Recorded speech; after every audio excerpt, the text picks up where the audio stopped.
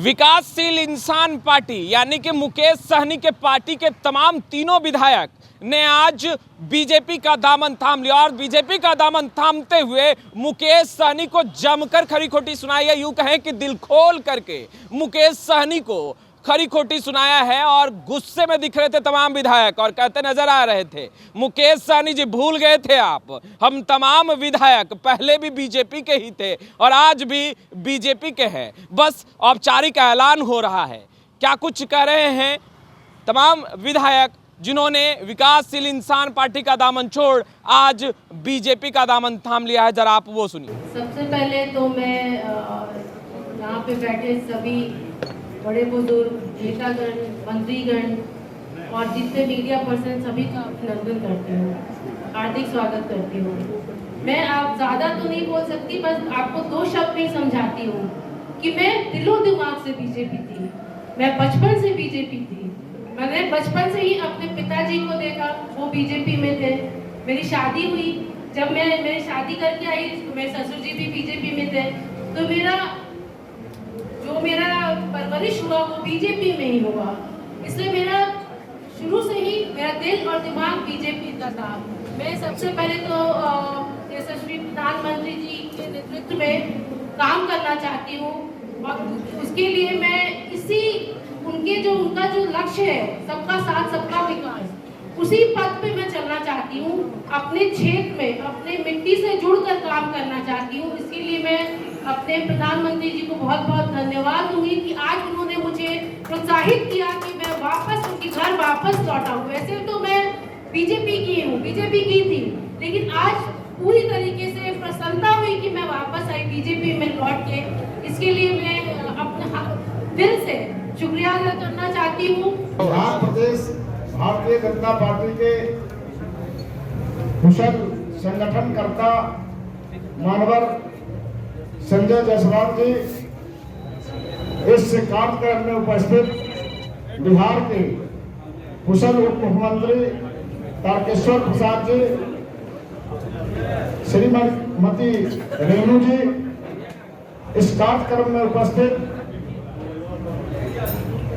भूमि सुधार मंत्री जी और हमारे साथी मानवर विधायक राजू जी, शवर्णा सिंह जी और सभी विधायकगण, दरभंगा के लोकप्रिय विधायक संजय सरावगी जी, जीवेश जी, बिहार सरकार के मंत्री और सभी नितिन जी, सभी छायाकार और पत्रकार भाइयों, मैं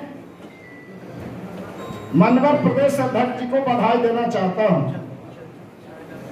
भारतीय जनता पार्टी के आदेश से ही 2015 में मैं अलीनगर विधानसभा से चुनाव लड़ा था और भारतीय जनता पार्टी ने 2020 में भी मुझे अलीनगर से चुनाव लड़ने के लिए आदेश दिया था। लगातार 5 वर्ष तक वहां मेहनत कर रहे थे और 20 में भी पार्टी ने मुझे आदेश दे दिया था जो आप जाइए और वहां से अपनी तैयारी करिए, नामांकन करिए। जब मैं प्रदेश कार्यालय के गेट पर पहुंचा था तो देश के नेतृत्व से, राज्य के नेतृत्व से टेलीफोन हुई जो आपको वीआईपी के टिकट पर चुनाव लड़ना है। मैं उस समय 2015 में भी पार्टी का आदेश माना था और 2020 में भी पार्टी का आदेश मानकर ही वीआईपी के टिकट पर चुनाव लड़ा। आज के तारीख में राज्य के हित में, राष्ट्र के हित में पार्टी का निर्देश हुआ कि आप भारतीय जनता पार्टी के टिकट पर 2020 में भी आपको मैंने टिकट दिया था और 15 में भी दिया था। मैं भारतीय जनता पार्टी का कार्यकर्ता था, इसीलिए भारतीय जनता पार्टी की नींव देश और राष्ट्र में मजबूत करने के लिए पुनः भारतीय जनता पार्टी में शामिल हुआ। इस भारतीय जनता पार्टी पटना स्थित कर्जालय के कलास्पति सभागार में उपस्थित भारतीय जनता पार्टी के प्रदेश अध्यक्ष श्री संजय जायसवाल जी, उप मुख्यमंत्री तारकेश्वर प्रसाद जी, उप मुख्यमंत्री रेणु जी, मंत्री रामसुब्रत राय जी, बड़े भाई दिनेश जी, नितिन नवीन जी, संजय मयूख जी, जीवेश जी, साथी मिश्रीलाल जी, स्वप्ना जी और साथ में यहाँ पे आप तमाम उपस्थित आज शहीद आजम भगत सिंह के इस अवसर पे जो हम लोग आज पार्टी पे पुनः घर वापसी किए हैं, इसलिए आप तमाम पत्रकार बंधुओं का स्वागत करते हैं। और कुछ बात जरूर बताना चाहेंगे।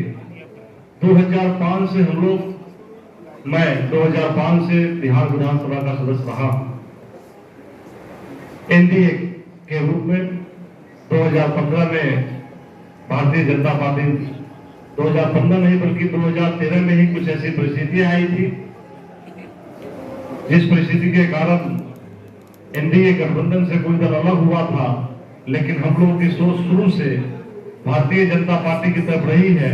इसलिए जब कोई दल अलग हुआ तो दूसरे दल के साथ विधायक रहते हुए भी भारतीय जनता पार्टी का दामन थाना, और आज तक अभी भी दूसरे दल में जाने के बाद भी वीआईपी से टिकट जरूर मिली, सिंबल जरूर मिला, लेकिन अपने आप को कभी भारतीय जनता पार्टी से अलग नहीं रखा। और इस कार्यालय में मेरी उपस्थिति हमेशा होती रही, जैसे मैं कभी समझ नहीं पाया था कि मैं भारतीय जनता पार्टी का सदस्य नहीं। आज एक ऐसी समस्या बनी, ऐसा समय आया, सौभाग्य की बात है कि जो पार्टी के हमारे मुखिया थे वो बार बार पार्टी के साथ भी है, गठबंधन में भी है, गठबंधन में नहीं भी है, लेकिन उसकी अंतिम जो सबसे खराब स्थिति होती है, एनडीए चुनाव बोचहा में लड़ रही है और बोचहा में जाकर के अपने वीआईपी से फिर किसी को नॉमिनेशन करा देना, तब लाजमी सी बात हो रही थी कि एनडीए का वो बात नहीं रहे।